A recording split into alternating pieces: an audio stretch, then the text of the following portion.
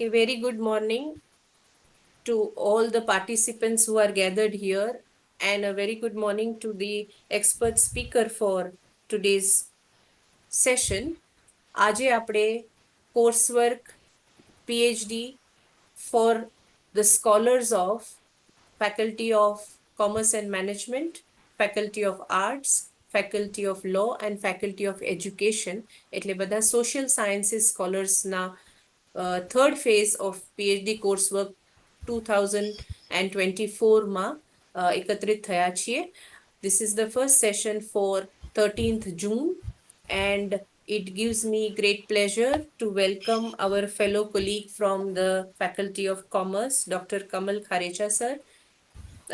Most of the students of this region know sir, but I wish to introduce sir. He is associate professor in accountancy at the Tolani Commerce College અને એમનો ખૂબ લાંબો અનુભવ છે academic teaching માં, more than 23 years. He has already written 6 books. He has 6 chapters in different books and 2 articles. Sir has done his PhD in process of post disaster economic reconstruction, a study of Kutch region in Gujarat.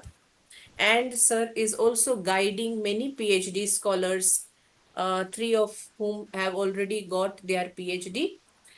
Baki, some of the scholars in this group might be sir's students. એવું મને લાગે છે. More than that, sir is a life member of Indian Accounting Association, and he has participated in syllabus formation for the subjects of accounting and commerce in various bodies, and held multiple important roles in Tolani Commerce College. With this introduction, I will not take any more time, sir. Over to you. You are going to speak on a very pertinent topic of questionnaire and how it is to be prepared. So I will hand over the mic to Dr. Kamal Kharecha now. Thank you, sir. Welcome. Thank you, Sheetal madam. Thank you for this brief introduction. May I continue with the English, Gujarati or Hindi? બધામાં ચાલશે ભેગું થોડું થોડું? હા sir, students ને કારણ mix કે language prefer હા થશે. હા, હેટ્રોજેનિક ગ્રુપ હશે એટલે I will એ લોકોને વધારે ગુજરાતી હિન્દીમાં પ્રેફર થશે, પણ જી મિક્સ લેંગ્વેજ ઇઝ ગુડ. હા તો આપણે ચાલુ રાખીએ. We start with the discussion on questionnaire. Now the basic investigation of any kind of research, it starts with the questioning. બરાબર? તમે કોઈ પણ પ્રકારનું સંશોધન કરતા હો એટલે પહેલી શરૂઆત થાય એ પ્રશ્નો પૂછવાથી થાય શરૂઆત. એટલે આ ક્વેશ્ચનર જે છે એ એને લગતી આખી પ્રક્રિયા છે. મોરલેસ આજે જે આપણે ચર્ચા કરી રહ્યા છીએ એ આમ જોવા જાવ તો રિસર્ચ એટલે કે સંશોધનનો પાયો કહેવાય. અને જો આમાં કોઈ પણ જાતની કચાશ કે ભૂલ રહી જાય તો આના આધારે જે આખું જ સંશોધન તૈયાર થયેલું છે એ ફેલ થઈ શકે. આગળ જતાં આપણે થોડા ઉદાહરણો પણ જોશું. हम थोड़े से उदाहरण भी देखेंगे इसके, और we will try to understand what questionnaire is, how it should be prepared, what is its advantages, disadvantages, the process, methods. और ये करीब करीब ऐसा मान सकते हैं कि अगर ध्यान से इसको आपको सीखना हो तो ऑलमोस्ट करीब 15 दिन या 1 महीने तो चाहिए चाहिए, इतना लंबा प्रोसेस है ये. हम आज खाली एक ओवरव्यू देख रहे हैं कि इसमें क्या क्या होता है, क्या क्या नहीं होता है. As all you are PhD student registered now, तो जब भी आपका PhD का टाइटल रजिस्टर हुआ होगा तो उसमें आपसे हम मांगते हैं आपके प्रपोजल.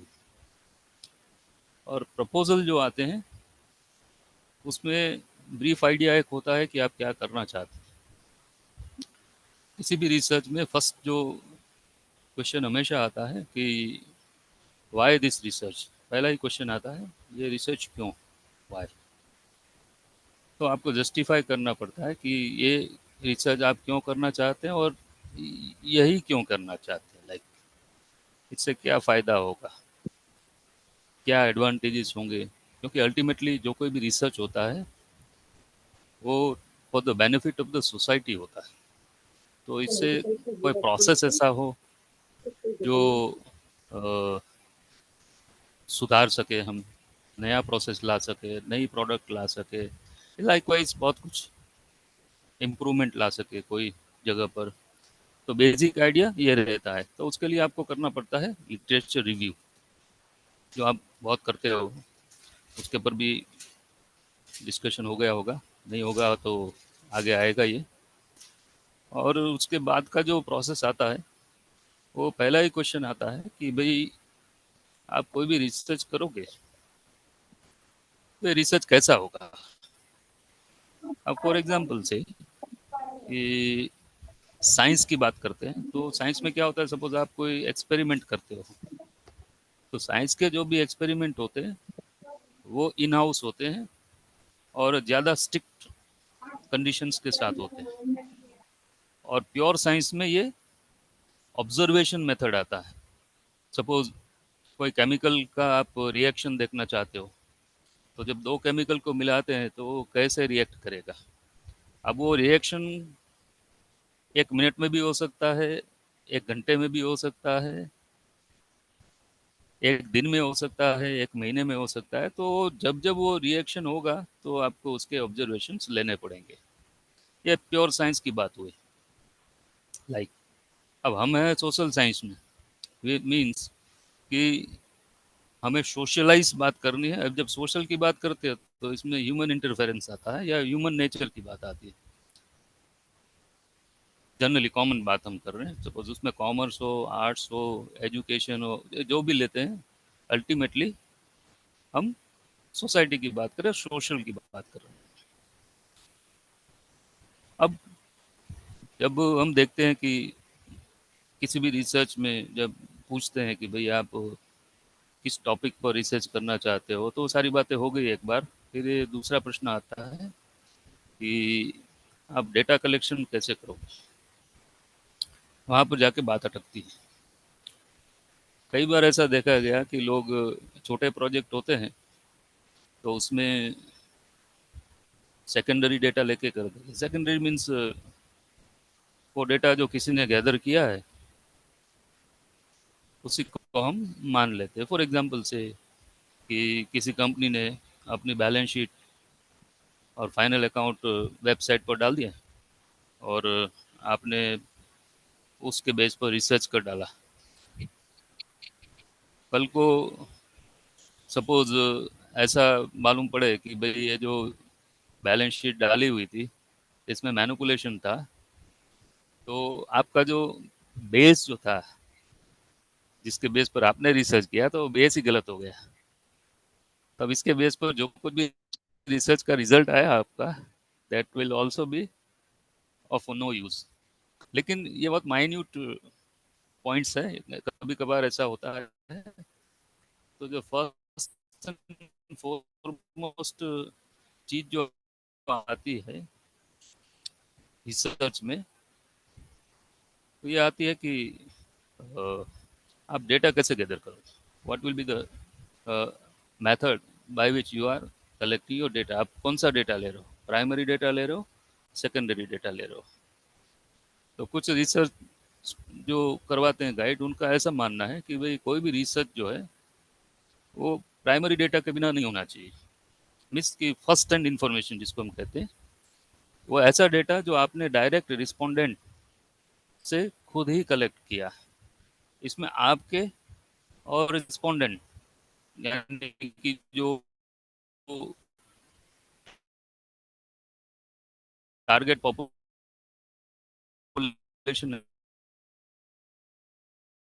है आपकी, हेलो। उससे आपका डायरेक्ट સર અવાજ कॉन्टेक्ट કટ થઈ है જાય છે વચ્ચે વચ્ચે और वो फर्स्ट અવાજ કટ થઈ टाइम डेटा है, सामने वाले ने बोला नहीं है, दैट मीन्स कि मे बी મારે અહીંયા ચાલુ છે બરાબર બતાવે madam. It's okay sir, it's okay. Internet connectivity issue હશે, એ આવી જ જાય છે અવાજ. ઇટ્સ ઓકે સર, હા કન્ટિન્યુ. એટલે એટલે મારે સ્ટુડન્ટ પેરેલલ બે ચાલુ છે. એકદમ બંધ ન થઈ જાય ત્યાં સુધી આપણે વચ્ચે નહીં બોલવાનું. Thank you sir. એટલે મારે પેરેલલ ચાલુ જ છે બીજું, એટલે હું એમાં પણ જોઈ જ રહ્યો છું. હાજી સર, એવું કંઈ હશે તો હું તમને જાણ કરીશ. જી હાજી. જી જી, એટલે મારે મોબાઈલમાં ચાલે જ છે પેલું, અને હું पीसी पर છું. यस, तो ये जो डेटा है फर्स्ट टाइम डेटा जिसको हम कहते हैं, तो ये आप ही कलेक्ट कर रहे हो और आप ही इसको वैलिडेट कर रहे हो, मीन्स अप्रूव कर रहे हो कि ये डेटा मैंने लिया है और ये सही तरह से लिया गया है. तो एक कॉन्फिडेंस भी रहता है कि नहीं ये डेटा हमने खुद ही लिया है, तो we can say with the confidence and authority कि भाई हमने जो काम किया है it is of a authentic data based. तो वो एक बात आती है. अब लेकिन जो हर रिसर्च में सबसे बड़ा इशू आता है वो होता है कि रिलायबिलिटी कितनी. આજે તમે ડેટા કલેક્ટ કર્યો એ કેટલો સાચો લાઈક અને કેટલો વિશ્વાસપાત્ર, તો એ બધી વાતોની આપણે ચર્ચા કરવાની છે. One by one let us see what we can understand. પહેલું જોઈએ, what is questionnaire? The questionnaire in instrument of data collection. તમારે કોઈ પાસેથી ડેટા લેવો છે એટલે તમે પ્રશ્નાવલી, જેને તમે ગુજરાતીમાં આપણે કહીએ, એ મોસ્ટ કોમન મેથડ છે. બરાબર, કોઈ બી ટોપિક પર તમે પ્રશ્નાવલી બનાવી શકો. The researcher lists the questions to which she is required answers. તમને જે જવાબ જોઈએ છે એના માટે તમારે પ્રશ્નો બનાવેલા, ઊંધું ચાલવાનું છે. તમારે પ્રશ્નો બનાવવાના છે, સામેથી જવાબ મળશે. પણ હવે તમે પ્રશ્ન કઈ રીતે પૂછો છો, જવાબ એના પર આધારિત રહેશે. એટલે બહુ જ અગત્યનું છે કે પ્રશ્નો પૂછવાનું, એટલે આનું નામ જ છે ક્વેશ્ચન, પ્રશ્નાવલી. એટલે પ્રશ્નો જો સરખા નહીં પૂછો તો જવાબ પણ શું આવશે, આડાવડા આવશે જવાબ, અને તમારો જે મેઇન ટાર્ગેટ છે પૂરો થશે નહીં. The list of questions arrange in sum order. અને એ જે તમે જે પ્રશ્નો બનાવો એનો ઓર્ડર હોવો જોઈએ, એટલે કે ક્રમ. ક્રમ પણ જો આડો અવરો હોય તો પણ જવાબો તમને આડાઅવળા મળશે. Like in order is either given personally or sent mail to the target population. બધી ત્રીજી વાત આવે છે કે ભાઈ કઈ રીતે આપણે મોકલવા, ઘણા બધા રસ્તા છે, આગળ જોઈએ. A questionnaire is a set of written question for respondent to answer. This answer become primary data for investigation. જે આપણી વાત થઈ એ પ્રાઇમરી ડેટા છે. સ્કાનવેલ્ડ કહ્યું, a data gathering device that elicits from a respondent the answer of reaction to printed prearranged questions present in a specific order. બરાબર, એટલે specific ઓર્ડરની વાત થઈ કે એનો ક્રમ શું હશે.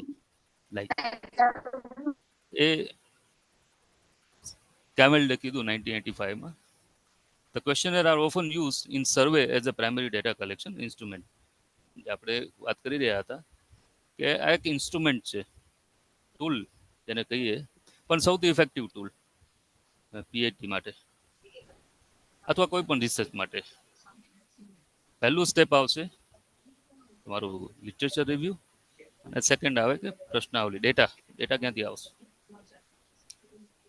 હવે જોઈએ કે કયા કયા સ્ટેપ્સ હોય છે આમાં. હવે આ જે ક્રમ જે છે એ ક્રમને આપણે બદલાવી શકતા નથી, થોડુંક એ ધ્યાનમાં રાખવાનું. ક્યારેક એવું બની શકે કે આમાં એક બે સ્ટેપ્સ સ્કીપ પણ થાય, આડાવડા પણ થાય, પણ મોરલેસ.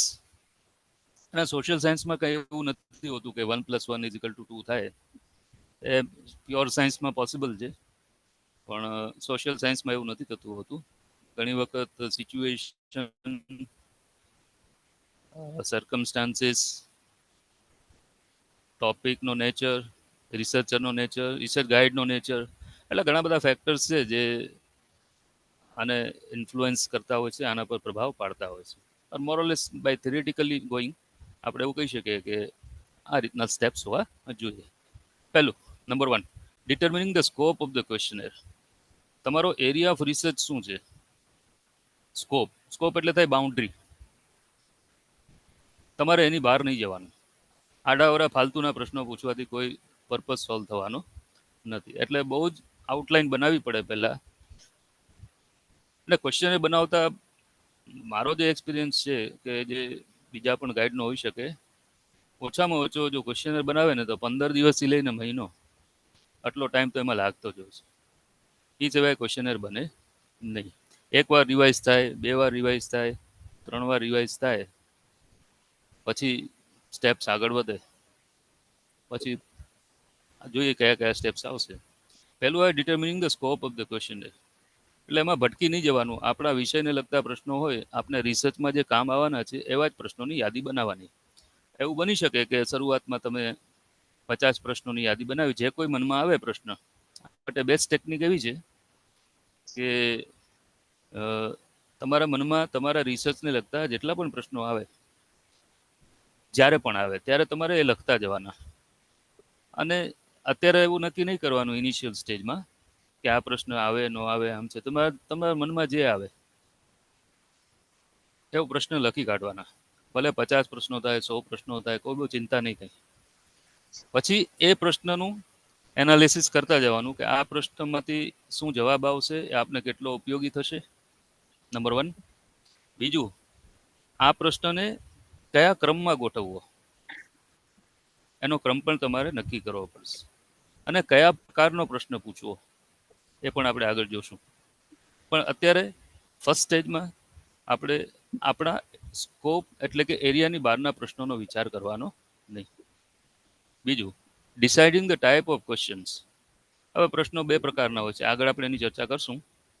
એક પ્રશ્ન હોય ક્લોઝ એન્ડેડ અને એક હોય ઓપન એન્ડેડ. ક્લોઝ એન્ડેડ પ્રશ્ન એટલે શું કે તમે જેના જવાબ આપો છો, ફોર એક્ઝામ્પલ છે, તમે કહો કે આ પ્રશ્નનો જવાબ આપો હા યા ના, બરાબર છે.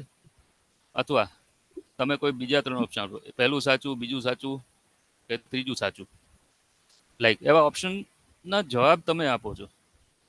પણ સામેવાળાને બાંધી નાખો છો તમે કે આનાથી બહાર તમારે જવાબ આપવાનો નથી. એટલે એને કહેવાય ક્લોઝ એન્ડેડ પ્રશ્ન. સામેવાળા પાસે કોઈ ઓપ્શન નથી, બધા ઓપ્શન કોણે આપ્યા છે? એ તમે આપ્યા છે, બરાબર. એટલે સામેવાળો જવાબ પણ શું આપશે? એ જ કોન્ટેક્સ્ટમાં આપશે. This is called close ended. ત્યારબાદ એક આવે ઓપન એન્ડેડ ક્વેશ્ચન્સ. હવે ઓપન એન્ડેડ ક્વેશ્ચન મીન્સ કે તમે સામેવાળાને ખુલ્લી છૂટ આપો છો કે તમારે જે કંઈ લખવું હોય, જે કંઈ પૂછવું હોય, જે કંઈ જવાબ આપવો હોય એ તમે આપી શકો, બરાબર. એ થયા ક્લોઝ એન્ડેડ, એટલે કે જવાબ તમે આપતા નથી, તમે સામેવાળા પર છોડી દીધું, એમને જે જવાબ આપવો. That is called open ended question. આગળ આપણે એની ડીપમાં ચર્ચા કરશું. ત્યારબાદ થર્ડ સ્ટેપ આવે છે પ્રિપેરિંગ ડ્રાફ્ટ ક્વેશ્ચનર. ડ્રાફ્ટ એટલે કાચો. એક જે હમણાં મેં વાત કરી કે તમારા મનમાં 50 પ્રશ્નો આવે, 100 પ્રશ્નો આવે, કંઈ વાંધો નહીં. જેટલા વધુ પ્રશ્નો આવશે એટલું સારું છે. પણ પછી એવું જરૂરી નથી કે બધા જ પ્રશ્નો આપણા કામના છે. એટલે તમારે શું કરવું પડે કે પ્રિપેરિંગ ધ ડ્રાફ્ટ ક્વેશ્ચનર, એક કાચો ડ્રાફ્ટ બનાવવો પડે.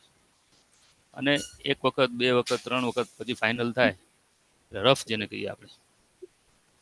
Two prepare a rough questionnaire just to arrange questions by practicing here and there, arranging in order, एक क्रम में लगाए. इसके बाद नंबर 4 स्टेप आता है pre testing of question with a sample population. ये सबसे इम्पोर्टेंट, जिसको हम कहते हैं टेस्टिंग ऑफ क्वेश्चन या टेस्ट, कुछ भी कहते हैं. अब जैसे मैंने कहा कि भाई आपने 50-100 प्रश्न बनाए, उसमें से आपने एक क्वेश्चनर बनाया 50 का, और कई बार ऐसा होता है कि हमारे रिस्पोंडेंट बहुत ज़्यादा हो, सपोज 400 है, 500 है, 700 है, 1000 है, जो भी है. अगर हमने सबका रिस्पॉन्स लेना स्टार्ट कर दिया और सारे हमारे पास कलेक्ट होके आ गए डेटा, और उसके बाद हमें मालूम पड़ा कि कोई 1-2 डेटा लेना रह गया है, या फिर कुछ ऐसी इन्फॉर्मेशन आ रही जो एक दूसरे के जवाब को क्रॉस कर रही है, यानी एक में सही आ रहा है जवाब तो उसको घुमाकर पूछते हैं तो उसमें नेगेटिव आ रहा है, लाइक तो एक तरफ प्लस आ रहा है, एक तरफ माइनस आ रहा है, तो कंफ्यूजिंग रिजल्ट आ रहे हैं। हम जो एक्सपेक्ट कर रहे थे रिजल्ट में क्लैरिटी, वो क्लैरिटी नहीं आ रही है। In short, before jumping to the final data collection, ये हमेशा से जरूर होता है, जिसको पायलट स्टडी भी कहते हैं कई बार। तो क्या करते हैं कि पहले 10 बार 10 20 25 लोगों से 50 लोगों से क्वेश्चनर को एक बार भरवाते हैं, और उसके बाद उसको टेस्ट करते हैं, उसको प्रोसेस करते हैं, और देखते हैं कि जो हमारा रिक्वायर्ड डेटा था वो क्या एज पर द जजमेंट हमारा आ रहा है या नहीं। और कभी उसमें ऐसा लगे कि इसमें और मॉडिफिकेशन की ज़रूरत है, तो we can still have chance to modify it, क्योंकि अभी तक फाइनल हमने किसी को दिया नहीं है। तो pre testing is very much required. अब वो सैंपल कितना होगा, ये सब डिपेंड करता है कि आपका स्टडी कितना लार्ज है, आपका स्टडी कितना कॉम्प्लिकेटेड है, आपके टोटल नंबर ऑफ रिस्पोंडेंट कितने होंगे, उसके बेस पर कितना सैंपल करना है, कितने इजीली हो सकता है, कितने टाइम में हो सकता है। तो there are number of factors. तो सोशल साइंस में एक ये सबसे बड़ा इशू आता है कि हम उसमें स्टैंडर्डाइजेशन जो है वो जल्दी से नहीं कर पाते। किसी चीज़ के लिए 100 ऑब्जर्वेशंस बहुत हो जाते हैं, किसी के लिए 1000 भी कम पड़ते हैं। तो लाइक, तो इट इट डिपेंड्स कि भाई आपका रिसर्च का टॉपिक क्या है और उसमें कितने डीप डिगिंग आप करना चाहते हो। Number 5, revising the question according to the suggestions received. अब वही जो बात हुई अभी कि भाई आपने टेस्टिंग कर लिया और आपको पता चला कि हमारे जो आंसर्स जो है वो ठीक से नहीं आ रहे, तो एक दो लोगों को बताया भी, गाइड को बताया, तो पता चला कि इसमें कुछ मॉडिफिकेशन की ज़रूरत है, लाइक तो मॉडिफिकेशन होगा। और उसके बाद क्या होगा, एक फाइनल ड्राफ्ट तैयार होगा, और फाइनल ड्राफ्ट जो है वो आपको सबको भेजना पड़ेगा by distributing of the question to the actual sample. अब बात आ गई एक्चुअल सैंपल की, ठीक है। इसका मतलब आपका काम स्टार्ट हो गया एक्चुअल में। अब यहाँ से एक्चुअल में पीएचडी का काम स्टार्ट यहाँ से होता है, जो डेटा कलेक्शन है वहाँ से स्टार्ट हुआ। अब तक जो कर रहे थे वो सारी थियरिटिकल बातें थी। आपने फॉर एग्जांपल से लिटरेचर रिव्यू कर लिया है, वो तो इन हाउस ही होता है, उसके लिए बाहर घूमने की ज़रूरत नहीं पड़ी आपको। कहीं कहीं जाके इधर उधर से लेके आए डेटा या पढ़ के आए, वो अलग बात है। क्वेश्चनर बनाया, अब एक्चुअल सैम्पलिंग स्टार्ट हुआ। सैम्पलिंग स्टार्ट होगा, लेकिन उसके भी कई सारे मेथड देखते हैं आगे। उसके बाद नेक्स्ट स्टेप आता है sending reminders to the population under the study. अब ये ऐसा नहीं कि आपने सपोज क्वेश्चनर भेज दिया यहाँ से और उसका जवाब तुरंत ही आ जाएगा, ठीक है। सपोज आपने 1000 रिस्पोंडेंट को भेजा है, तो वे hardly receive in your stipulated time, we can say 50%। चलो 50% मिल गया तो बहुत अच्छी बात है, 50% आया तो इट्स मोर देन इनफ।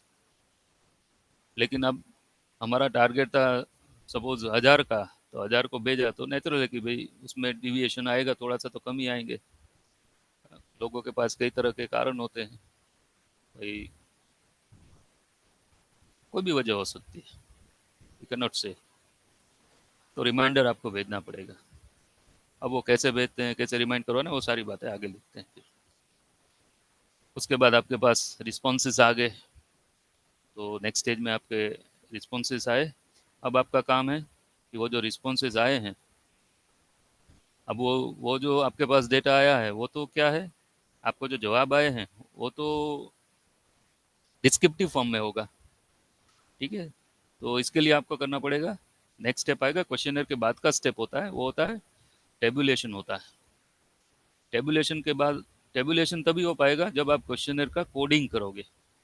तो वहाँ पर एक चीज़ और आती है, जिसको हम कहते हैं कोडिंग।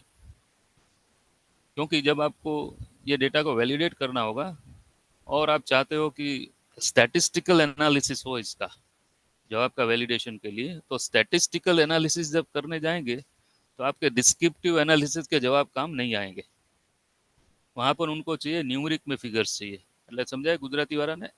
તમે જે લખાણમાં લાવ્યા હશો બધું, કોઈ હા પાડે છે, કોઈ ના પાડે છે, કોઈ સારું છે, બહુ જ સારું છે, બહુ ખરાબ છે, આ બધી વાતો છે બધી, પણ એને કેટેગરાઇઝ કરવી પડશે।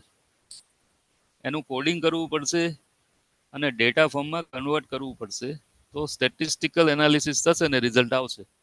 અને રિઝલ્ટ કેટલું એક્યુરેટ છે કે નહીં એ સ્ટેટિસ્ટિક્સ બતાવશે. બરાબર, એટલે એ પણ એક મુદ્દો છે, એ અલગ ઇશ્યુ થશે. કોર્સમાં કોઈ તમને સારી રીતે સમજાવશે તો coding, decoding, tabulation of data, અને ત્યારબાદ ટેબ્યુલેશન થઈ જાય પછી એનાલિસિસ ઓફ ડેટા આવે. આ સ્ટેજીસ આવે પહેલા. The first stage is to collect the information in a questionnaire. The second is to coding and decoding. Third stage is tabulation of data, and fourth stage comes to like analysis of data by statistical tools and techniques, whatever they use, SPSS और बहुत सारे programme आते हैं. लेकिन उनको data चाहिए. ये आप जो ये गैदर करके दोगे, ये सोशल फॉर्म में या न्यूमेरिक अल्फ़ाबेटिक फॉर्म में होगा, वो चलेगा नहीं. तो वो एक बहुत क्लैरिटी चाहिए इसमें. Receiving the responses, analysing and interpreting the data received. अब वो जो कोई स्टैटिस्टिकल एनालिसिस करके आपको रिजल्ट आएगा, आपको फिर उस स्टैटिस्टिकल एनालिसिस के बेस पर डिस्क्रिप्टिव डेटा का इंटरप्रिटेशन करना पड़ेगा. आप सीधे सीधे ऐसे नहीं कह सकते कि भाई इतने रिस्पोंडेंट ने ऐसा कहा वैसा कहा, तो फिर ठीक है, वो भी चलता है, कोई नहीं चलता ऐसा नहीं है. लेकिन एक वैलिडिटी ऑफ डेटा जो है वो ज़्यादा ऑथेंटिक बनती है अगर आप कोई भी स्टैटिस्टिकल टूल्स को अप्लाई करते हो. तो अब जब आपके पास डेटा आ गए, आपने एनालिसिस कर लिया, तो you come to some kind of conclusion. अब आपके पास तथ्य आ गए हैं, अब आप किसी कंक्लूजन पर पहुंच सकते हो, कोई निर्णय पर पहुंच सकते हो कि हमने जो रिसर्च के बारे में सोचा था कि ये जो आपने हाइपोथेसिस बनाई थी, लाइक वो हाइपोथेसिस कितनी करेक्ट है और कितनी करेक्ट नहीं है. तो अगर करेक्ट हो तो आप एक्सेप्ट कर लेते हो, नहीं करेक्ट हो तो रिजेक्ट कर देते हैं. लाइक तो मोर और लेस ये 8-10 स्टेप होते हैं किसी भी क्वेश्चनर को स्टार्ट करने से पहले. लाइक तो it's A pre data collection exercise है जो बहुत ही इम्पोर्टेंट है. पहले मैंने बताया कि सपोज आपके डेटा गलत हुए तो फिर सारी बातें गलत आएगी. एक छोटा सा एग्जांपल रिसेंट टाइम का ही दे दूं आपको.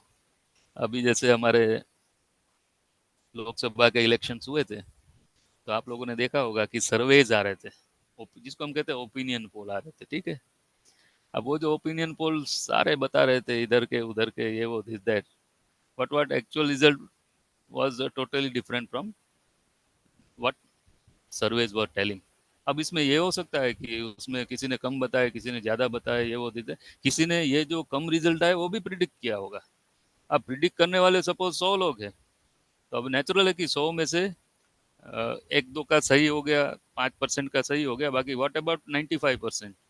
तो हमारे को यही यहाँ पे रिसर्च में ये एक देखने की बात होती है कि आपकी वैलिडिटी कितनी है, एक्सेप्टेंस कितना है. अब 95% अगर गलत हो गए तो 5% जो सही बोल रहे हैं उसकी भी कोई वैल्यू रहती नहीं है. लाइक तो ये एक इशू आते हैं. जो अगर डेटा गलत लिया, इंटरप्रिटेशन गलत आया, तो कई बार लोग क्या करते हैं कि अपने उनके जो खुद के प्रेफरेंसेस होते हैं, डेटा वो उस तरह से गैदर करते हैं और उसी के बेस पर नैरेटिव बनाकर रिजल्ट भी उन्हीं के मन मुताबिक लेके आते हैं. तो ये क्या हो गया, ये मैनिपुलेशन हो गया पूरा.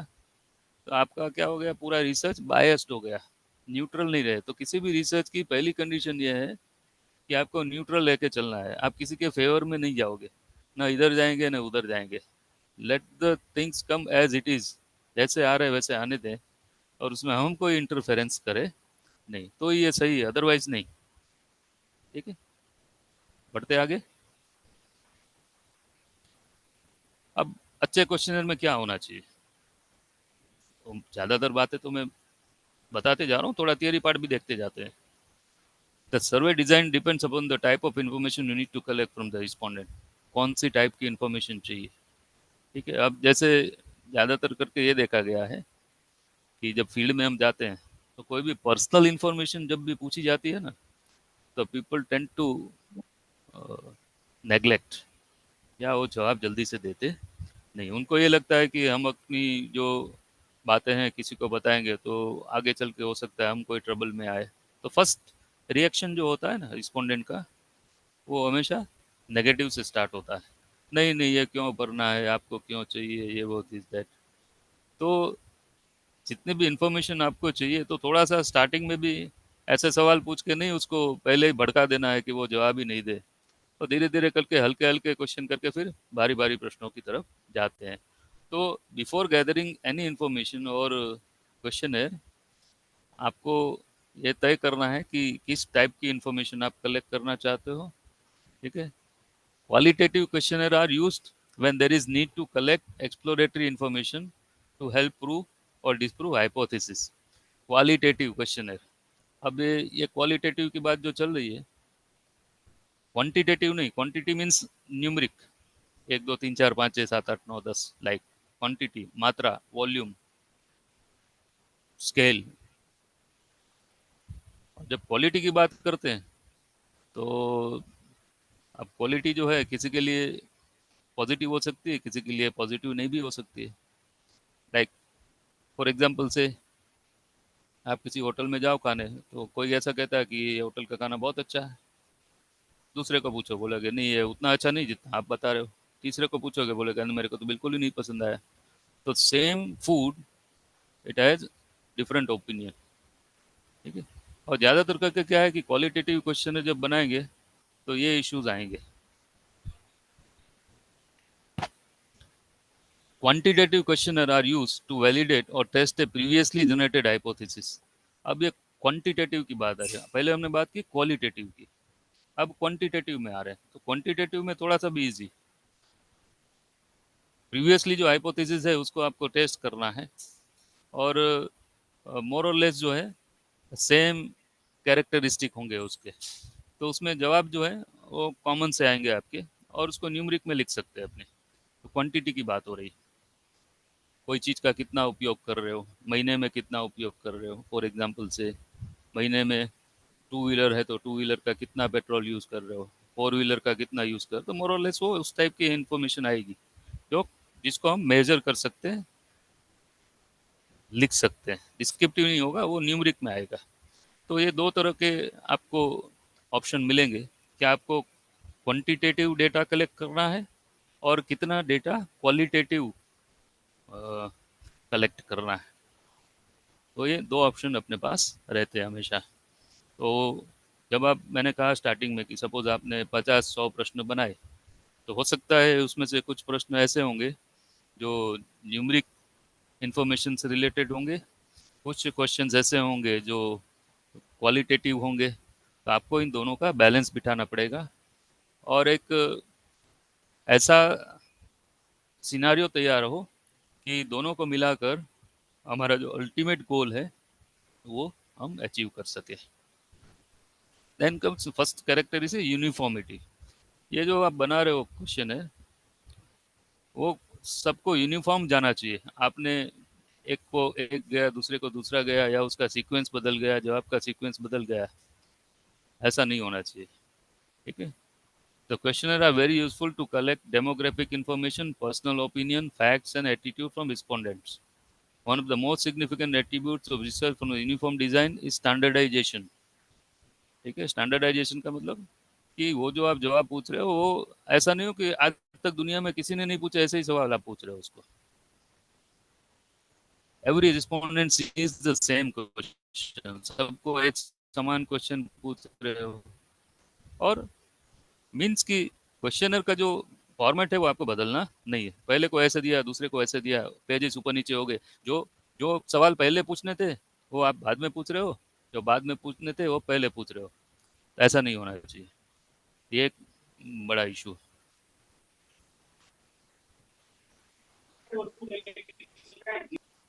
फॉर एग्जाम्पल, एक एग्जाम्पल भी देखते हैं। The retail store evaluation question template consent question for evaluating retail store experience. मतलब आप किराने की दुकान में जाते हो तो आपका क्या एक अनुभव है, किसी किराने की दुकान में जाते हो तो आप क्या पूछते हो उसमें कि भाई परचेज वैल्यू क्या है, प्रोडक्ट को सिलेक्ट क्यों किया, इसकी क्वालिटी कैसी है, लाइक। तो इस तरह के यूनिफॉर्म क्वेश्चन आप पूछ सकते हो उन लोगों को। तो एक यूनिफॉर्मिटी रहती है, एक रूपता। यूनिफॉर्मिटी એટલે एक एक एक एक सूत्रता, एक रूपता, लाइक एसेंस में। Then come exploratory. आप उनसे कुछ जानना चाहते हो, कुछ नया जानना चाहते, it should be exploratory to collect qualitative data. There is no restriction on question that can be in your questionnaire. કોઈ બંધન નથી એવું કે તમારે આટલા જ પૂછવાના, આટલા જ પૂછવાના, આ જ રીતે પૂછવાના. You are free to ask any type of question which relates to your topic, depending upon the nature of respondent and all.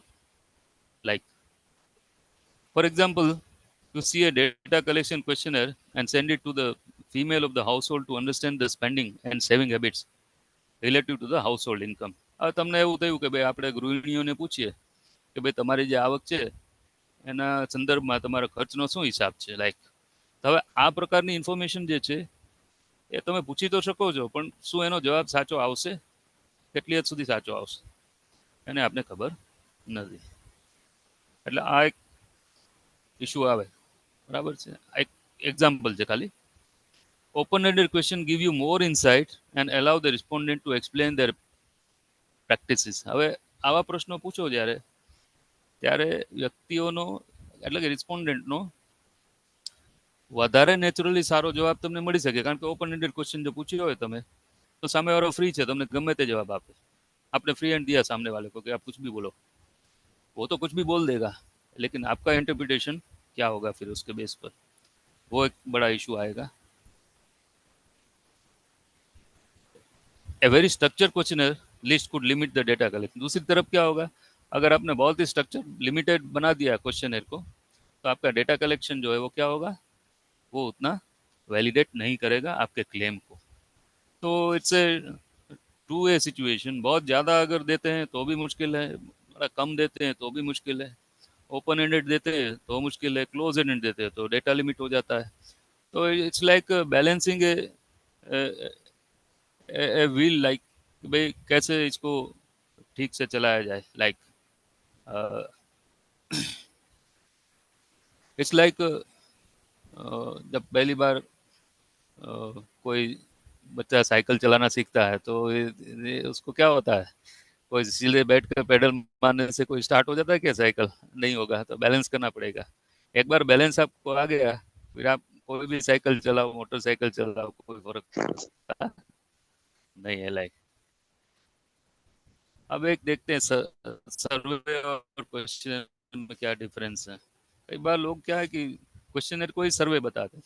भाई सर्वे सर्वे क्वेश्चनर एक टूल है, साधन, और सर्वे मीन्स आप जानना चाहते हो कि क्या हो रहा है. तो एक बड़ा इशू होता है सर्वे. क्वेश्चनर एक टूल है उसका, लाइक. तो questionnaire is a part of the survey, लेकिन सर्वे क्वेश्चनर का पार्ट नहीं होगा. अब सर्वे क्या है, दोनों का डिफरेंस देखते हैं. A questionnaire is a research instrument that consists of a set of questions to collect information from a respondent. Questionnaire तो एक टूल है, आपने सामने वाले रिस्पोंडेंट से डेटा कलेक्ट करवाया. The survey is a research method for collecting data from a predefined group. अब जब सर्वे करते हो तो आपका क्या है, एक प्रीडिफाइंड ग्रुप होता है रिस्पोंडेंट का एक, उसी से आप इंफॉर्मेशन लेते हो. अभी जैसे फॉर एग्जांपल से मैंने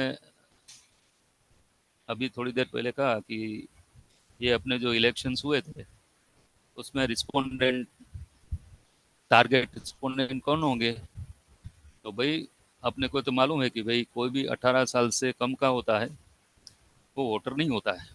तो अगर हम किसी 18 साल से कम के बच्चे को पूछेंगे कि भाई आपने वोट दिया नहीं दिया क्या सोचते हो, तो वो तो टारगेट पॉपुलेशन ही नहीं है हमारा, तो उसको पूछने का कोई मतलब नहीं रहता है. अब आपने सपोज किसी से ऐसा भरवा लिया क्वेश्चन है, अच्छा 18 से ऊपर भी है तो भी कोई इशू नहीं है, लेकिन क्या वो वोट देने के लिए उसके पास वोटर आईडी है, उसका नाम है वोटर रोल में, अगर वोटर रोल में नाम है तो ही वो वोट दे पाएगा. तो ऐसे रिस्पोंडेंट जो हमारे पॉपुलेशन में आते ही नहीं है, उनसे रिस्पॉन्ड लेने का कोई मतलब बनता नहीं है. तो एक इशू ये भी आता है कि हम उनसे रिस्पॉन्ड नहीं ले लें जो हमारे टारगेट पॉपुलेशन नहीं है. क्वेश्चन भरना अलग बात है, लेकिन अब कौन भर रहा है, कैसे भर रहा है, ये ध्यान नहीं रखेंगे तो नॉन पॉपुलेशन जो है हमारा, that to come into our data collection. Excuse me.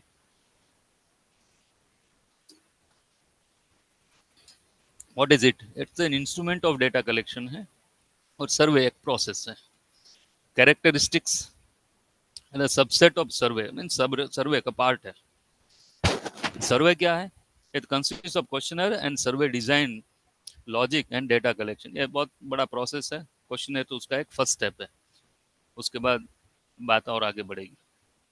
अब क्वेश्चनर जो है वो फास्ट होता है क्योंकि फर्स्ट स्टेप है, जल्दी पूरा हो जाएगा, कॉस्ट इफेक्टिव है। आज की तारीख में तो बहुत ही उसकी टाइप जब आएगी तब हम बात करेंगे। सर्वे तो स्लोअर है, उसमें टाइम लगता है एंड एक्सपेंसिव, खर्च भी होगा।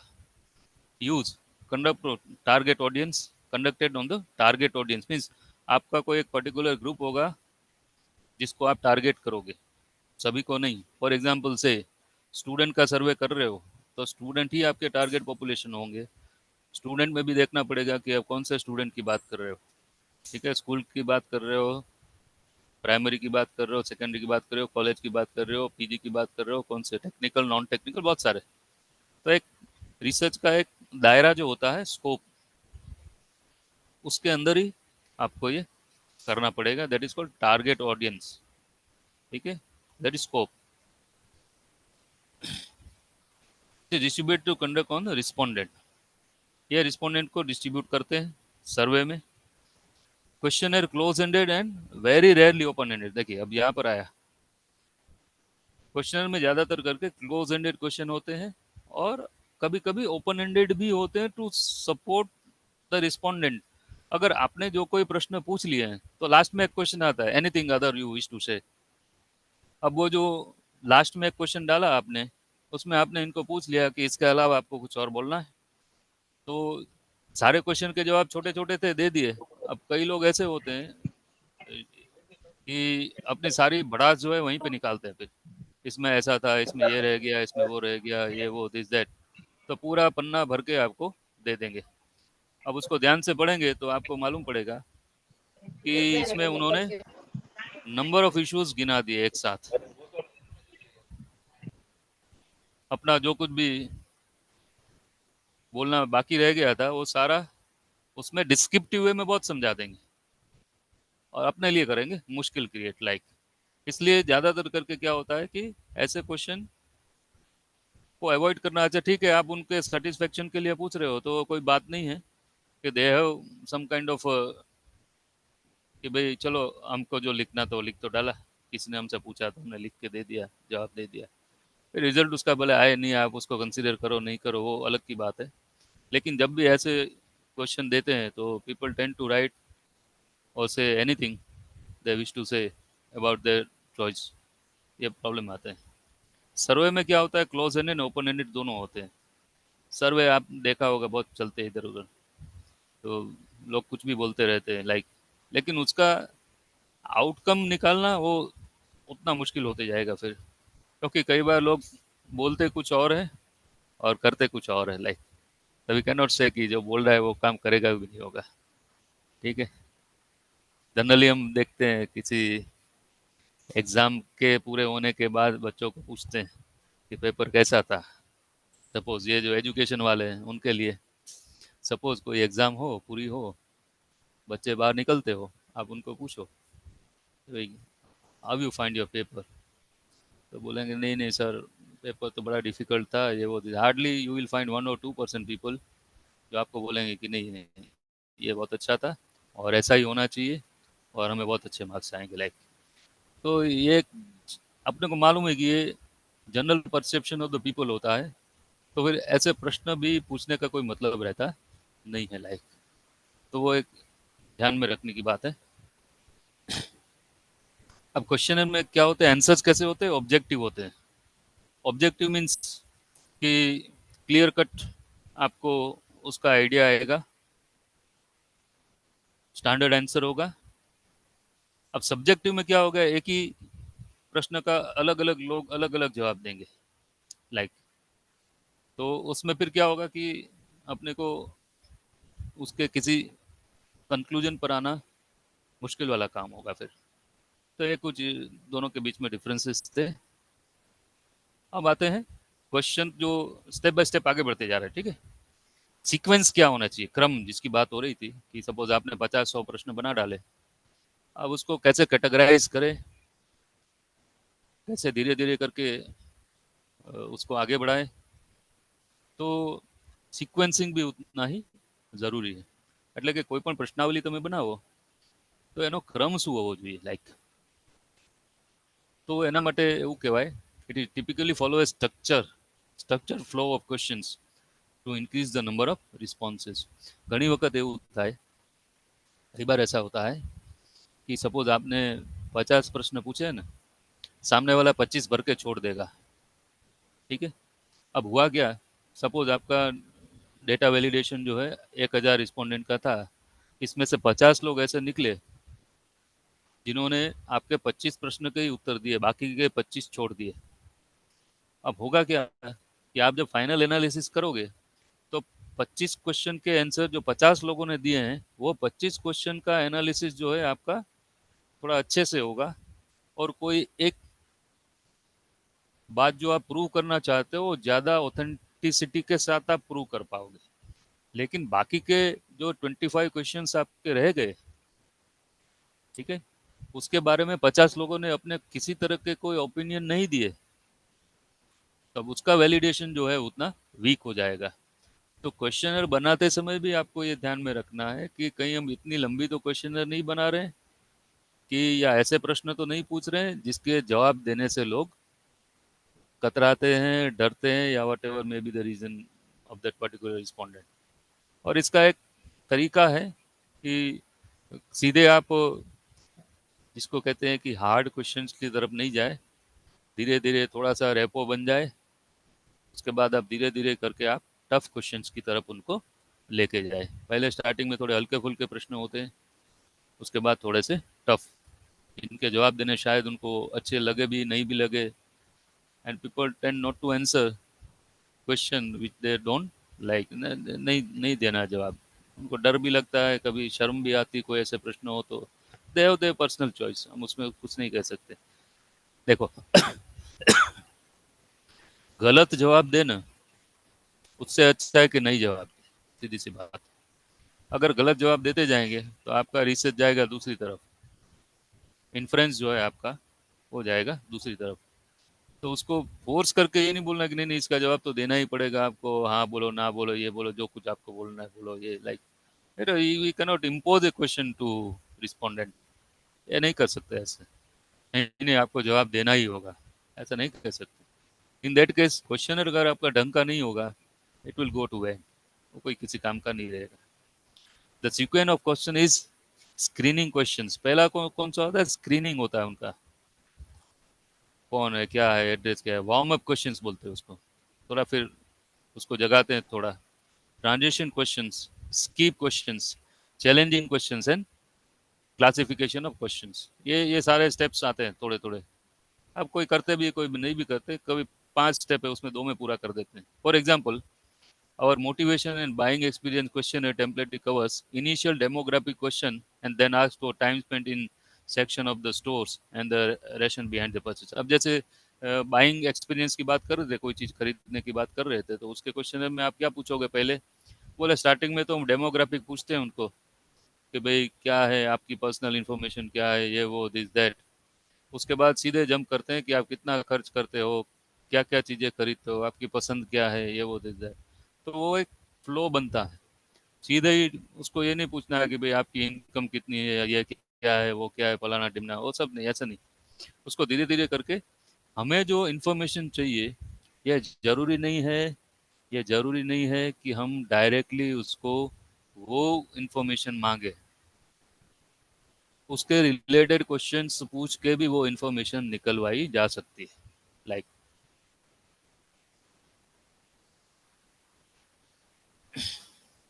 Guiding principles to be followed, ये भी देखते हैं. सी, पहला, it should be self explanatory. जो क्वेश्चनर आप दे रहे हो वो अपने आप ही रिस्पोंडेंट को बता दे कि ये किससे रिलेटेड है. वो कंफ्यूज नहीं होना चाहिए कि अरे ये क्या पूछ रहा है, क्या है ये वो दिस दैट. ठीक है, उसको खुद ही समझ आ जाना चाहिए भाई किसके बारे में पूछ रहा है, तो आपको क्लैरिटी के साथ वो बताना पड़ेगा. It should be self explanatory. Question should be restricted to close-ended, as open-ended questions could receive vague and incomplete responses which are difficult to interpret. जितना हो सके उतना क्लोज एंडेड क्वेश्चंस में पूरा करने की कोशिश करें. ओपन एंडेड क्वेश्चंस नहीं पूछ सकते ऐसा नहीं है, बिल्कुल पूछ सकते हैं, लेकिन वो पूछने के चक्कर में फिर वो जो होगा जवाब आपके आएंगे, यू कुड रिसीव ए वेग एंड इनकम्प्लीट रिस्पॉन्सेज। वेग, वेग जिसको कहते हैं कि बोगस, इधर उधर के जवाब आएंगे। जैसा मैंने कहा पहले, करता कुछ और होगा, बोलेगा कुछ और आपका इंटरप्रिटेशन जो है वो सही नहीं होगा, या फिर क्या होगा कि वो आपके जजमेंट से बहुत दूर जाएगा वो। Number 3, less number of questions in the questionnaire helps to receive high response rate. अब रिस्पॉन्स रेट पर भी आएंगे, वो जो अपनी बात चली थी कि हम 1000 लोगों को भेज रहे हैं, तो 1000 में से आपको वापस कितने लोग भेज रहे हैं पूरा भर के फॉर्म, लाइक। तो अगर आप ज़्यादा लंबे लंबे क्वेश्चनर बनाओगे, सपोज आपने क्वेश्चन बनाया 50 क्वेश्चन पूछ डाले, तो सामने वाले के पास इतना टाइम है 50 प्रश्न का जवाब देने का? How how how you, what do you think कि भाई एक एक एक व्यक्ति को उस पर्टिकुलर 50 प्रश्न के जवाब देने में कितना टाइम लगता है? ठीक है, एक एक प्रश्न को, 50 प्रश्न को अगर ध्यान से पढ़ेगा भी ना, तो भी कम से कम आधा घंटे से, एक प्रश्न को 1 मिनट भी अगर देते हैं, ठीक है, चलो आधा मिनट दिया, तो 50 प्रश्न आधा मिनट और 25 मिनट होते हैं, तो आधा घंटा सामने वाले का आप खा रहे हो। अब जब इतना टाइम आप उससे मांगोगे, तो हो सकता है कि उतना टाइम वो नहीं दे आपको। फिर क्या करेगा? जनरली ये देखा गया है, तो क्वेश्चनर हाथ में लेके, वो जो आपने टिक मार्क के बोले हैं, और टिक टिक ऐसे ऐसे ऐसे करके, जैसे कोई प्रोग्राम होता है फॉर एग्जांपल से, आप सब लोगों को मालूम होगा, अभी सब तो आप मास्टर डिग्री करके आए, बहुत सारे कॉन्फ्रेंसेस और ये करके भी आए होंगे। फॉर एग्जांपल से कोई भी प्रोग्राम होता है, तो आपको कहते हैं कि ये रिस्पॉन्स भर के दीजिए। How many of we carefully go through that particular response? हाँ, अच्छा अच्छा अच्छा, खाना अच्छा था, ये वो अच्छा है, ऐसा फटाफट भर के दे देते हैं, चलो चलो भागते हैं, लाइक। फिर ऐसा होगा आपके साथ, अगर लंबे लंबे क्वेश्चनर बनाओगे, तो सामने वाले को कितना टाइम लगेगा। अच्छा, कई क्वेश्चन ऐसे हैं जो डेलिब्रेशन भी मांग लेते हैं, सामने वाले को सोचने की जरूरत पड़ जाती है। In that case this time will also get increase. वो 25 मिनट तो मैंने बताया आपको, आधा मिनट समझ, और ये टाइम अगर बढ़ते जाएगा, तो सामने वाला आपको रिस्पॉन्ड देने वाला नहीं है। या फिर क्या करेगा, वो जल्दी जल्दी भर के दे देगा, ऐसे "अरे, हो गया, चलो जाओ लेके जाओ", तो हमारा जो पर्पस है वो सॉल्व नहीं होगा। Next is attractive layout of the questionnaire is necessary. It helps completion of the questionnaire. Layout, design, presentation, थोड़ा सा अट्रैक्टिव हो, थोड़ा सा कलरफुल, थोड़ा सा कोई पिक्चर विक्चर भी लगा सकते हैं, ऐसा नहीं, कोई सिंबल ये वो दिस दैट करके थोड़ा सा अट्रैक्टिव बना सकते हैं। या फिर क्वेश्चनर में आपके सेक्शंस हैं सपोज, तो सेक्शंस को अलग अलग कलर में भी प्रिंट कर सकते हैं, सेक्शन के लिए अलग अलग कलर के पेजेस भी रख सकते हैं, तो थोड़ा सा अट्रैक्टिव लगे सामने वाले को कि नहीं नहीं, ये थोड़ा सा मज़ा आ रहा है भरने में, लाइक बिल्कुल ही ब्लैक एंड वाइट में ऐसे ही दे रहे हैं, इट्स इट्स लाइक बोरिंग, मज़ा नहीं आ रहा है देखने में, ऐसा होता है, like.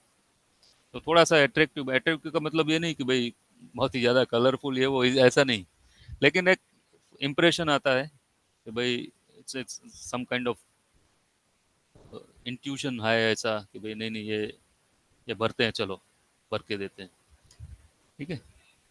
Proper instruction should be provided to the respondent in filling up the questionnaire. या ये भी एक बहुत ही इंपॉर्टेंट है, जब भी आप क्वेश्चनर बनाते हैं,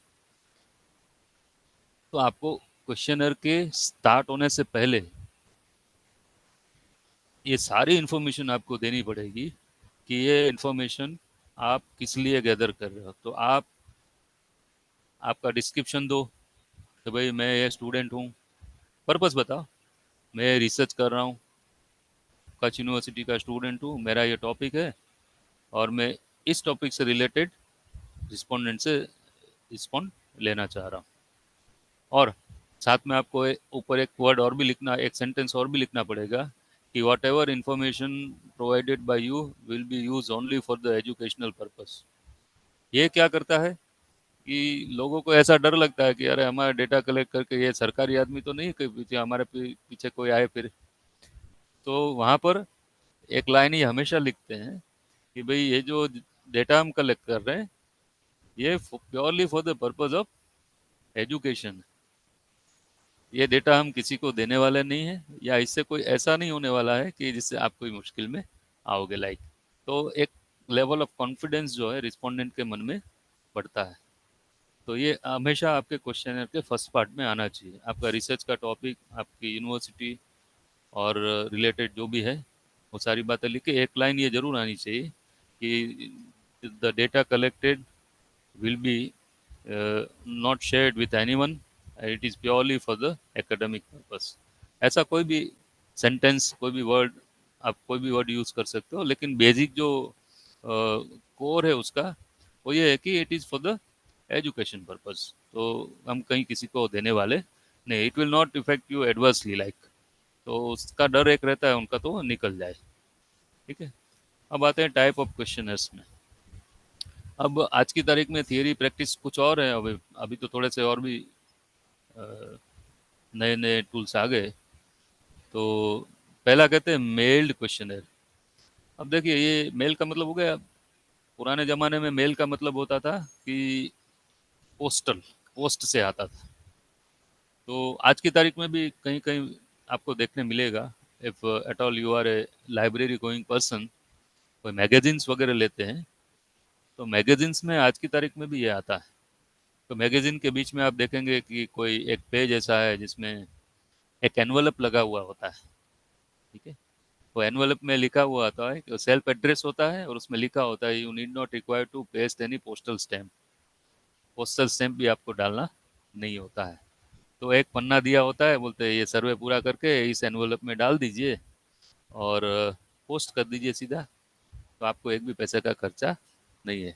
लेकिन प्रॉब्लम कहाँ पर है कि पहली बात ये है कि वो मैगजीन कौन पढ़ता है, दूसरा कि जो भी मैगजीन पढ़ता है क्या वो इतना एफर्ट्स लेगा कि ये जो पन्ना है वहाँ से फाड़े और उसका रिस्पॉन्ड दे के कवर में डाले, और कवर में डालने के बाद वो पोस्ट ऑफिस में डालने के लिए जाए। तो क्या इतने एफर्ट्स लेने के लिए कोई तैयार है? तो ऐसा अगर होगा तो फिर क्या होगा, आपका जो रिस्पॉन्स रेट है ना वो कम हो जाएगा। आप 1000 लोगों को भेजोगे ना, तो 1000 में से मुश्किल से 10 के भी मुश्किल से आएंगे। तो कन्वीनियंस ऑफ द रिस्पोंडेंट, ये बड़ा मुश्किल वाला काम है। लेकिन अलग अलग तरीके हैं, लेकिन उसमें स्ट्राइक रेट बहुत कम होगा फिर। तो आज की तारीख में जो चलते हैं, फॉर एग्जांपल से अब हम लेटेस्ट बात करें, फॉर एग्जांपल से यहाँ पर हम मेल का मतलब ईमेल ले लेते हैं फॉर एग्जांपल से। तो आज की तारीख में तो इजी हो गया, आप ईमेल एक साथ 1000 लोगों को भेज सकते हो, 2000 5000 जितने को भेजना है भेजो, जो भी आपकी टारगेट ऑडियंस है। अब मेल आते हैं, मेल में सारा क्वेश्चनर आता है, you have to respond it and send electronically. फ़ायदा ये है कि आपको जवाब जल्दी मिल जाएगा, कॉस्ट इफेक्टिव होगा, कॉस्ट इफेक्टिव होगा, खर्चा ज़्यादा नहीं होगा, जल्दी भी आ जाएगा, और बहुत ज़्यादा भी आ सकता है अगर रिस्पोंडेंट अच्छे रहे तो। Depends upon your topic and target population कितनी है। ज़्यादातर ऐसा देखा जाता है कि अब सपोज आपका टारगेट पॉपुलेशन 1000 का है, आपने विदाउट वेरीफाइंग 2000 लोगों को भेज दिए। आपने भेजे भले 2000 को, लेकिन आपका जो टारगेट ऑडियंस था वो थे, उस 2000 में से टारगेट पॉपुलेशन सिर्फ आए 500। तो एक जनरल प्रॉब्लम ये होता है कि जब आप मेल से भेजते हो सर्वे के लिए, तो ऑथेंटिसिटी तो होगी उसकी, क्योंकि जवाब तो उसी मेल से आएगा। और मेल एक, हम सब जानते हैं कि वो एक ऑफिशियल चैनल ऑफ कम्युनिकेशन है। ठीक है, કાયદાકીય રીતે ઈમેલ એક માહિતી સંચારનું કાયદેસરનું સાધન છે। એટલે તમને જો કોઈ ઈમેલથી તમારો રિસ્પોન્સ મોકલાવે તો એ ઓથેન્ટિકેટ છે એવું માની શકાય, જવાબ ઓથેન્ટિકેટ છે, એ જ વ્યક્તિએ જવાબ આપ્યો છે એવું સાબિત થાય છે। એને જવાબ સાચો આપ્યો ખોટો આપ્યો એ બધી પછીની વાત છે, પણ એક વેલિડેશન થયું કે એમણે મોકલ્યો છે, એ જ વ્યક્તિએ મોકલ્યો છે, સાબિત થઈ ગયું। બીજું, आज की तारीख में से ये सब चलते हैं, इलेक्ट्रॉनिक का फॉर्म बदल जाएगा। फॉर एग्जांपल से आप व्हाट्सएप से भेजते हो, दिन के 5-7 तो हमें रोज ही आ जाते हैं, स्टूडेंट के ग्रुप में भी आते हैं, इधर उधर बहुत आते हैं। तो it's a convenient way to gather data, लेकिन कन्वीनियंट वे के साथ साथ उसका रिस्पॉन्स रेट बहुत कम आता है, ये एक बड़ा इशू।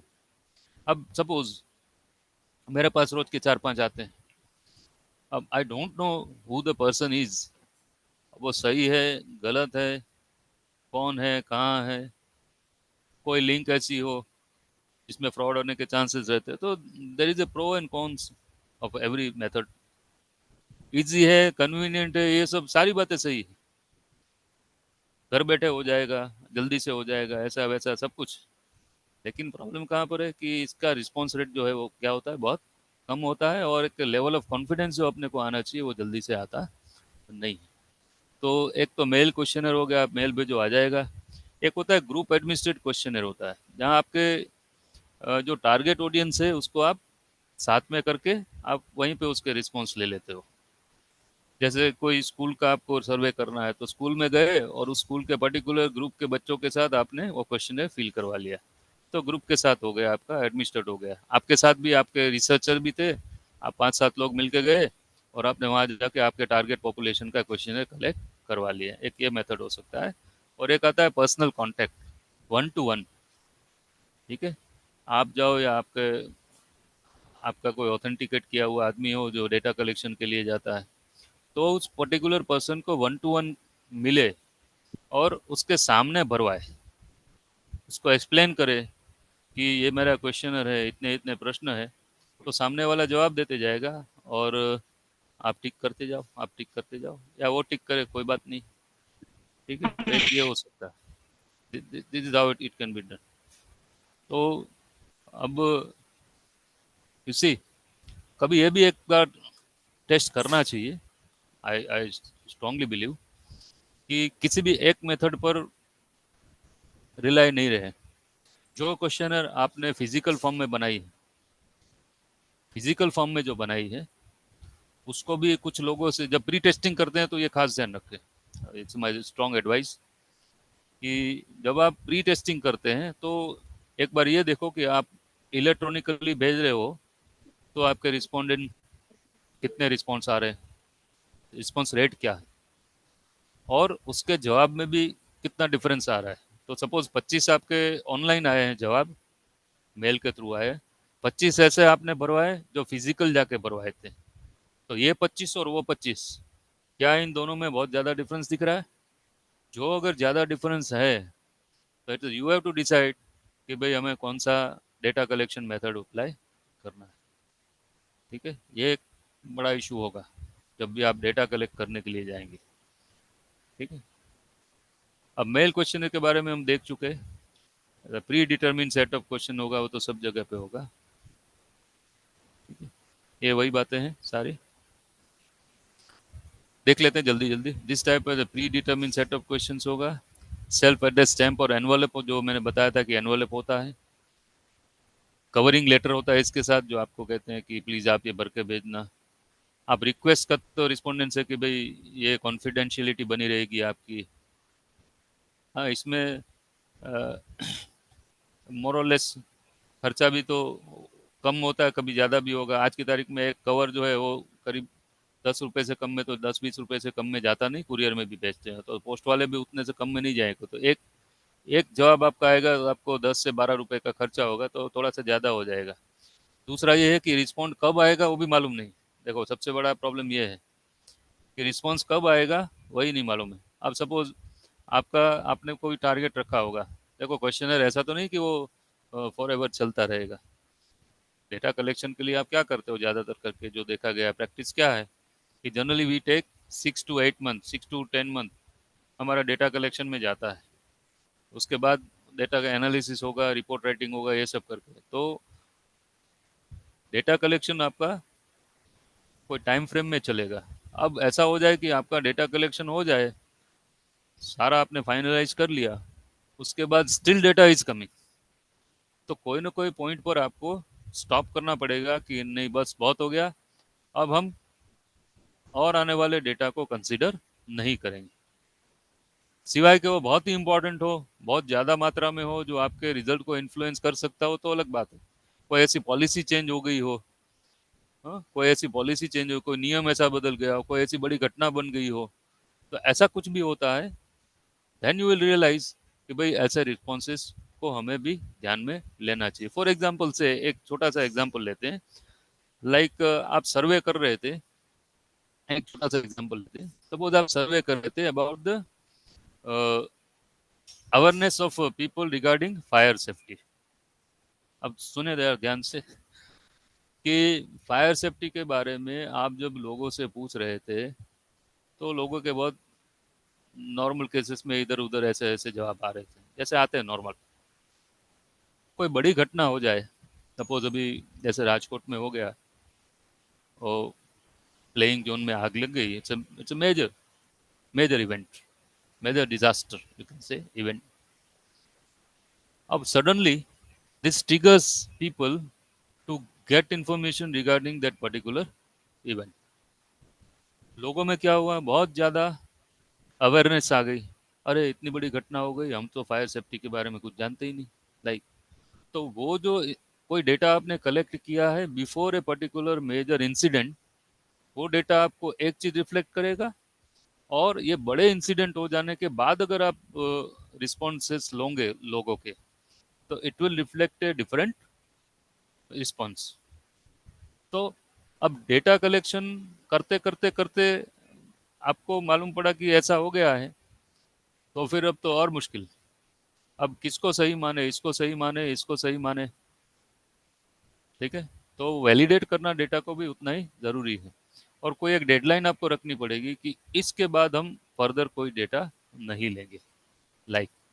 फिर कोई घटना घट जाती है तो भले घट जाती है, अदरवाइज क्या होगा, आपके डेटा जो है वो आपके क्लेम को वैलिडेट नहीं कर पाएंगे, लाइक।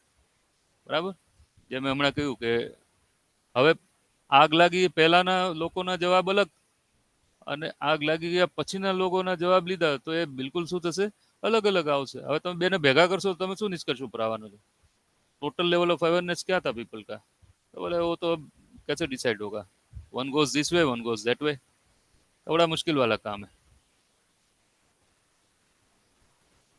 एडवांटेजेस ये है कि अब तो आज की तारीख में जियोग्राफिकल एरिया का कोई कंसर्न रह नहीं गया। अगर आप इलेक्ट्रॉनिकली भेज रहे हो, तो ऐसा नहीं कि वो आज आप आ, कच्छ में बैठे बैठे अमेरिका वालों से भी भरवा सकते हो, ऐसा थोड़ी है कोई। लेकिन डिपेंड करता है कि आपको कितना जियोग्राफिकल एरिया चाहिए। हाँ, फिजिकल करवाते हैं तो थोड़ा सा देखना पड़ेगा। और एक ये भी बात है कि सपोज आपका एरिया ऑफ रिसर्च ही बहुत लिमिटेड जियोग्राफिकल एरिया है, तो इन दैट केस अपने को जितना पर्सनल होता है वो ज़्यादा अच्छा है। अगर आपका एरिया पान इंडिया है, सपोज अब आपका रिसर्च ऐसा है जो पूरे इंडिया में आपको डेटा लेना है, तो आप पूरे इंडिया में तो आप जा नहीं पाओगे, ठीक है। तो आपको क्या करना पड़ेगा आपको, और दूसरा जो कंस्ट्रेंट आता है, टाइम कंस्ट्रेंट आता है, मनी कंस्ट्रेंट आता है, और दूसरे सोशल भी आते हैं, कंस्ट्रेंट आते हैं। इन दैट केस आपको क्या करना पड़ेगा, आपको जाना पड़ेगा, इलेक्ट्रॉनिकली जाना पड़ेगा, या कोई अदर वे जाना पड़ेगा।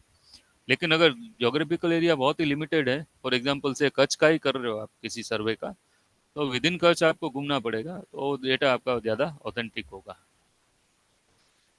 मेल के डिसएडवांटेजेस से जो हमने बात कर ली ऑलरेडी, लो रिस्पॉन्स रेट होगा, कब आएगा वो मालूम नहीं है हमें, 2 महीने में भी आ सकता है, 2 वीक में भी आ सकता है। इसकी कॉस्ट भी बहुत ज़्यादा होगी, इनकम्प्लीट भी आएगा, ठीक है, इनकम्प्लीट भी आएगा, और ये टाइम वाला इशू उसमें रहेगा। The second type is group administrator questionnaire, जिसकी हमने बात कर ली। और तीसरा जो था वो क्वेश्चनर इन